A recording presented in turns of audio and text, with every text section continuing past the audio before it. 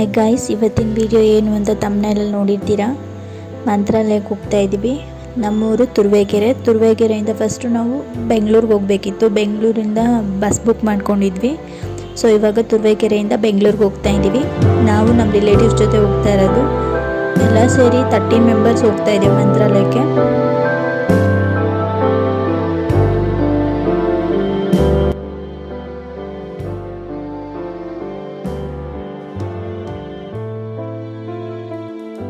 Bangalore reach ಆಗೋ ಅಷ್ಟರಲ್ಲಿ ಮಳೆ ಕೂಡ ಬಂದಿತ್ತು. ಇವಾಗ ಮೆಜೆಸ್ಟಿಕ್ಗೆ ಬಂದು ರೀಚ್ ಆದ್ವಿ.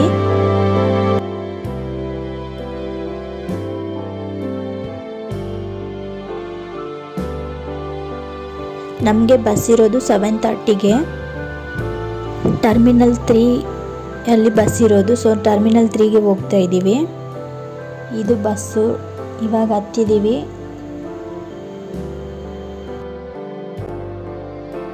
ಬಸ್ಸು 7:45 ಅಷ್ಟರಲ್ಲಿ ಹೊರಡ್ತು.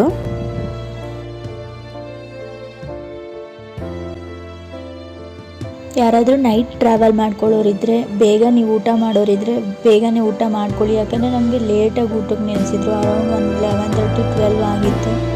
ಆವಾಗ ಊಟಕ್ಕೆ ಬಿಟ್ಟಿದ್ರು. ಎಲ್ರಿಗೂ ಹಸಿವಾಗ್ಬಿಟ್ಟಿತ್ತು.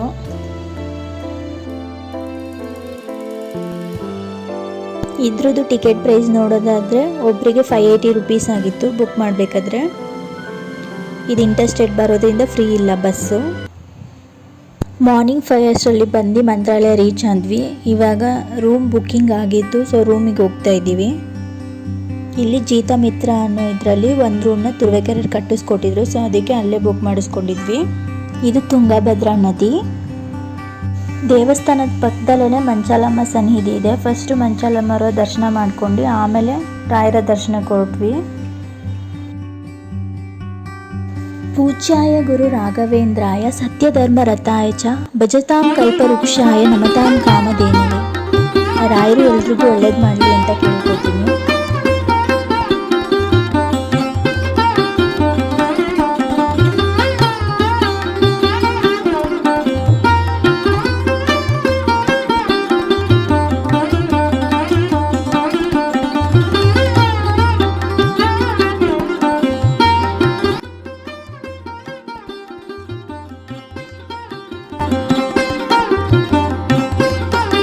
ಇವಾಗ ದರ್ಶನ ಮುಗಿಸಿ ಆಚೆ ಬಂದ್ವಿ.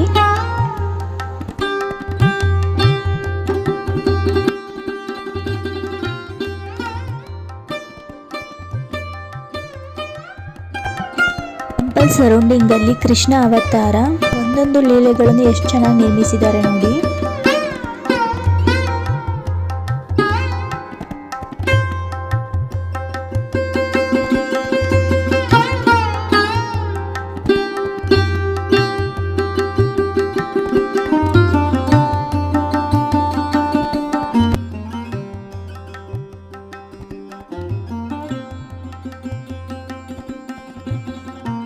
ಅಲ್ಲಿಂದ ನಾವು ಪ್ರಸಾದಾಲಯಕ್ಕೆ ಬಂದ್ವಿ.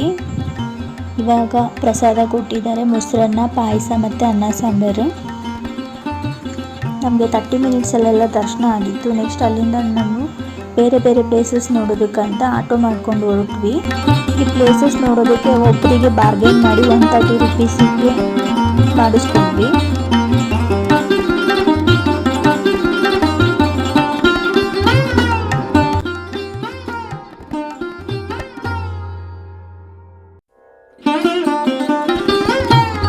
ಫಸ್ಟು ನಮ್ಮನ್ನು ಕರ್ಕೊಂಡು ಹೋಗಿದ್ದು ಅಭಯ ಆಂಜನೇಯ ಸ್ವಾಮಿ ದೇವಸ್ಥಾನಕ್ಕೆ.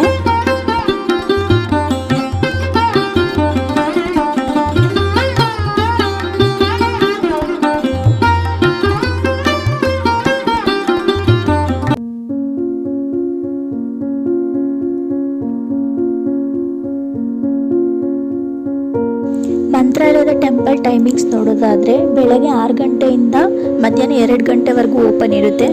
ಹಾಗೆ ಮತ್ತೆ 2ರಿಂದ 4 ಕ್ಲೋಸ್ ಇರುತ್ತೆ. ಮತ್ತು 4 ಗಂಟೆಯಿಂದ 9 ಗಂಟೆವರೆಗೂ ಓಪನ್ ಇರುತ್ತೆ. ಹಾಗೆ ಪ್ರಸಾದಾಲಯದ ಟೈಮಿಂಗ್ಸ್ ನೋಡೋದಾದರೆ 11 ಗಂಟೆಯಿಂದ 2 ಗಂಟೆವರೆಗೂ ಓಪನ್ ಇರುತ್ತೆ. ಮತ್ತು ರಾತ್ರಿ 7:30ಯಿಂದ 9 ಗಂಟೆವರೆಗೂ ಇರುತ್ತೆ.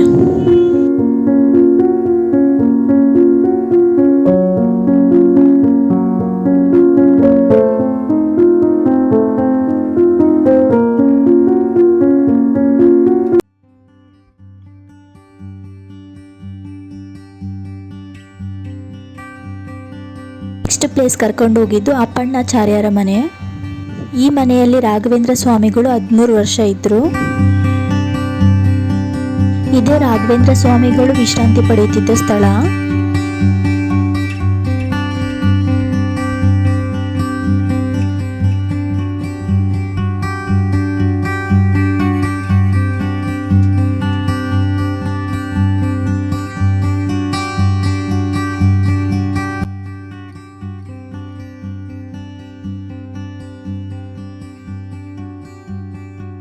ಸ್ವಾಮಿ ಮನೆಯಲ್ಲಿ 13 ವರ್ಷಗಳ ಕಾಲ ನಿರಂತರವಾಗಿ ರಾಯರು ಈ ಮನೆಯಲ್ಲಿ ಇದ್ದರು. ಅಲ್ಲಿ ತುಂಗಭದ್ರಾ ನದಿ ಏಕಶಿಲಾ ಬೃಂದಾವನ ಜಪದ ಕಟ್ಟೆಯಲ್ಲಿ ರಾಘವೇಂದ್ರ ಸ್ವಾಮಿಗಳು ಜಪ ತಪಸ್ ಮುಗಿಸ್ಕೊಂಡು ಬಂದು ಹೊರಗಡೆ ಗ್ರಿಲ್ ಹಾಕ್ಯಾರ. ಅಲ್ಲಿ ಬರ್ರಿ ಒಳ ಅಲ್ಲೇ ಏಕಶಿಲಾ ಬೃಂದಾವನ ಜಪದ ಕಟ್ಟೆಯಲ್ಲಿ ರಾಘವೇಂದ್ರ ಸ್ವಾಮಿಗಳು ಜಪ ತಪಸ್ ಮುಗಿಸ್ಕೊಂಡು ಬಂದು ಹೊರಗಡೆ ಗ್ರಿಲ್ ಹಾಕಿದ್ರೆ ಆ ಗ್ರಿಲ್ನಲ್ಲಿ ಕೂತ್ಕೊಂಡು ರಾಯರು ವಿಶ್ರಾಂತಿ ಮಾಡ್ತಿದ್ರು. ಅಪ್ಪಣ್ಣಾಚಾರ್ಯರು ಅವ್ರು ಸೇವಾ ಮಾಡ್ತಿದ್ರು. ಇದು ಅಪ್ಪಣ್ಣಾಚಾರ್ಯ ಮನೆ. ಇದು ಅಪ್ಪಣ್ಣಾಚಾರ್ಯ ರಾಯರಿಗಿಂತ 2 ವರ್ಷ ದೊಡ್ಡವರು.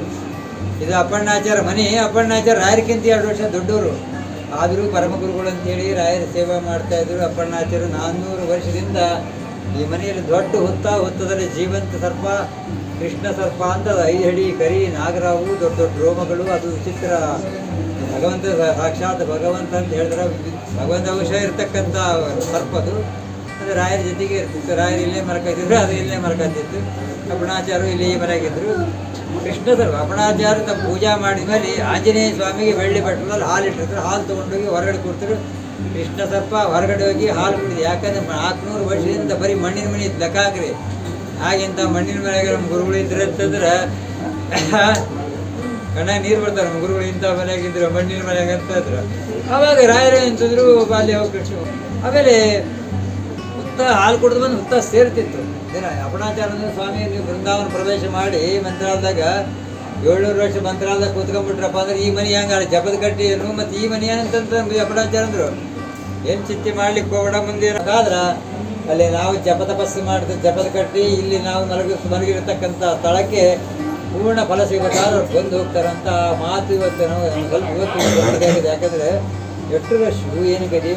ಆಮೇಲೆ ಇಲ್ಲಿ ರಾಘವೇಂದ್ರ ಸ್ವಾಮಿ ತಮ್ಮ ತಪಶಕ್ತಿಯಿಂದ ಕೃಷ್ಣ ಸರ್ಪ ಸೆಲೆಯಾಗಿ ಹೋದ್ರು. ಯಾಕಂದರೆ ಭಗವಂತನ ಕುರಿತು ಪ್ರಾರ್ಥನೆ ಮಾಡಿದ್ರು, ಮನೆಯಲ್ಲಿ ಹುತ್ತಾಗಿರಬಾರ್ದು. ಯಾಕಂದರೆ ಹೆಣ್ಮಕ್ಳು ಗಂಡ್ಮಕ್ಳು ಸಣ್ಣ ಮಕ್ಕಳು ಈ ಮನೆಗೆ ಬಂದಿರಪ್ಪ ಅಂತಂದ್ರೆ ಅವರು ಭಯಭೀತರಾಗ್ತಾರ ಅಂತ ತಿಳ್ಕೊಂಡು ಅಪ್ಪಣ್ಣಾಚಾರ್ಯ ಹೇಳಿದ್ರು. ಅದಾಗಬಾರ್ದು ಅಂತ ತಿಳ್ಕೊಂಡು ರಾಯರ ತಪಶಕ್ತಿಯಿಂದ ಅದು ಸೆಲೆಯಾಗಿ ಹೋಯ್ತು.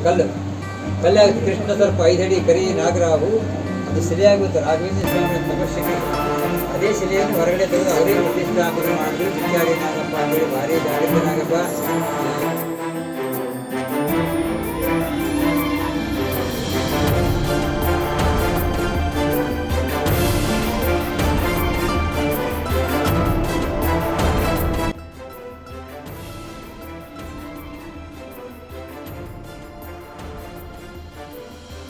ನೆಕ್ಸ್ಟ್ ನಾವು ಹೋಗಿದ್ದು ಬಿಚಾಲಿ ಟೆಂಪಲ್.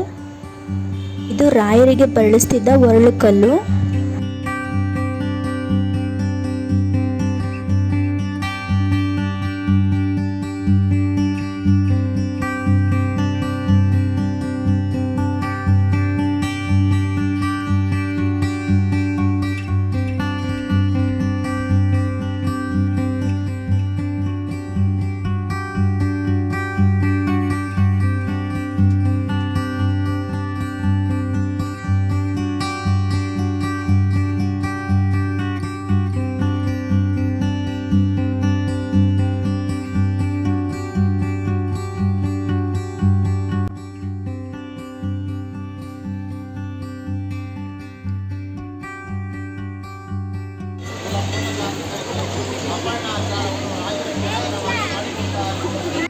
ಅಪ್ಪಣ್ಣಾಚಾರ್ಯಗೆ ಅವರಿಗೆ ಮಂತ್ರಾಲಯ ಮೂಲಕ ಇದೇ ತುಂಗಭದ್ರಾ ನದಿಗೆ ಅವರಿಗೆ ದಾರಿ ಕರ್ಕೊಂಡು ಹೋಗಿದಂತಹ ಬೃಂದಾವನ ನೋಡಿದ ತಕ್ಷಣ ಇವರ ಶಿಷ್ಯರಿಗೆ ತಡ್ಕೊಳ್ಳಾರ್ದ ಇವರ ಜೋರು ಅಳ್ಕೊಂತ ಕಿರ್ಚ್ಕೊಂತ ಮಂತ್ರಾಲಯದಲ್ಲಿ ಬೃಂದಾವನ ಇದೆಯಲ್ಲ, ಆ ಬೃಂದಾವನ ಹಿಂದ್ಗಡೆನೆ ಅಪ್ಪಣ್ಣಾಚಾರ್ಯರು ಜೋರು ಅಳ್ಕೊಂತ ಕಿರ್ಚ್ಕೊಂತ ನಿಗರ್ಲಕ್ಕಾಗದೆ ಅವರ ಕುರುಕ್ಷದಿಂದ ಕೆಳಗಡೆ ಬಿದ್ದು ಬಿಡ್ತಾರೆ.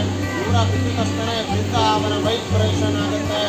ಬೃಂದಾವನ ಒಳಗಿಂತನೇ ಒಂದು ವಾಯು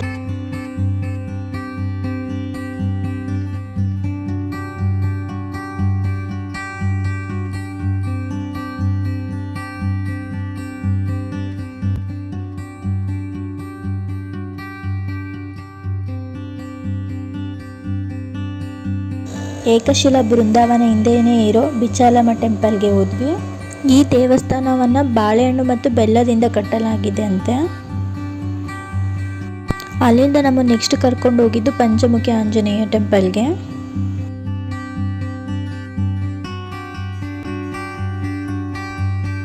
ಈ ದೇವಸ್ಥಾನದಲ್ಲಿ ರಾಯರು 13 ವರ್ಷ ಧ್ಯಾನ ಮಾಡಿದಾರಂತೆ.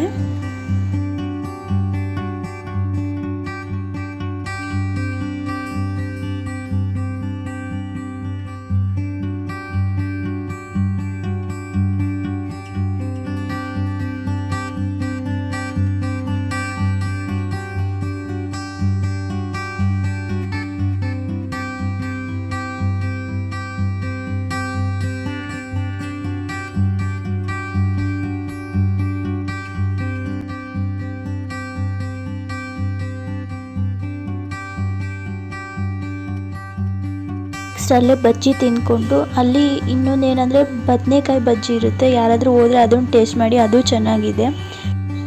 ನೆಕ್ಸ್ಟ್ ಅಲ್ಲಿಂದ ಬಂದು ರೂಮಿಗೆ ಹೋದ್ವಿ. ನೈಟ್ ರಾಘವೇಂದ್ರ ಸ್ವಾಮಿ ಮಠ ಈ ಥರ ಕಾಣಿಸುತ್ತೆ.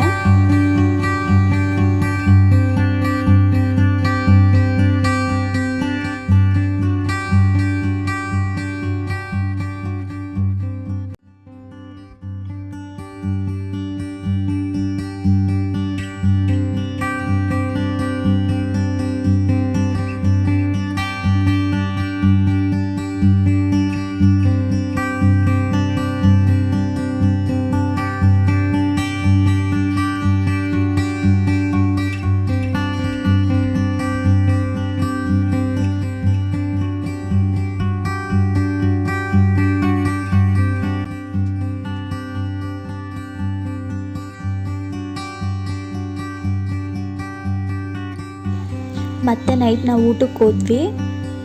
ಊಟಕ್ಕೆ ತುಂಬಾ ರಶ್ ಇತ್ತು ಹೋದಾಗ. ನೈಟ್ ಊಟಕ್ಕೆ ಬಿಸಿಬೇಳೆ ಬಾತು ಮತ್ತು ಮೊಸರನ್ನ ಕೊಟ್ಟಿದ್ರು. ನಾವು ಎಷ್ಟು ಸಲ ಬೇಕಾದರೂ ಹಾಕಿಸ್ಕೊಂಡು ಊಟ ಮಾಡ್ಬೋದು. ಊಟ ಮಾಡಿಕೊಂಡು ರೈಲ್ವೆ ಸ್ಟೇಷನ್ಗೆ ಬಂದ್ವಿ. ವಾಪಸ್ ಹೋಗಬೇಕಿತ್ತು. ಟ್ರೈನಲ್ಲಿ ಹೋಗೋಣ ಅಂತ ಹೋಗ್ತಿದ್ವಿ. ಬಟ್ ಬುಕ್ಕೇನು ಮಾಡಿಲ್ಲ, ಜನರಲಲ್ಲಿ ಹೋಗಬೇಕು. ಬಟ್ ಜನರಲ್ ತುಂಬ ರಶ್ ಇರುತ್ತೆ. ಯಾರಾದರೂ ಬರೋರಿದ್ರೆ ಜನರಲಲ್ಲಂತೂ ಬರೋಕ್ಕೆ ಹೋಗಬೇಡಿ, ಬುಕ್ ಮಾಡ್ಕೊಂಡು ಬನ್ನಿ.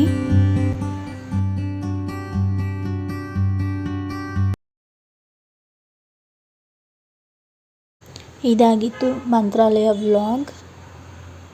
Thank you for watching guys. ನಿಮ್ಗೆ ಈ ವಿಡಿಯೋ ಇಷ್ಟ ಆಗಿದ್ರೆ ಪ್ಲೀಸ್ ಒಂದು ಲೈಕ್ ಮಾಡಿ, ಶೇರ್ ಮಾಡಿ, ಮತ್ತು ಇದೇ ಥರ ವೀಡಿಯೋಸ್ಗಾಗಿ ಸಬ್ಸ್ಕ್ರೈಬ್ ಮಾಡ್ಕೊಳ್ಳಿ. Thank you.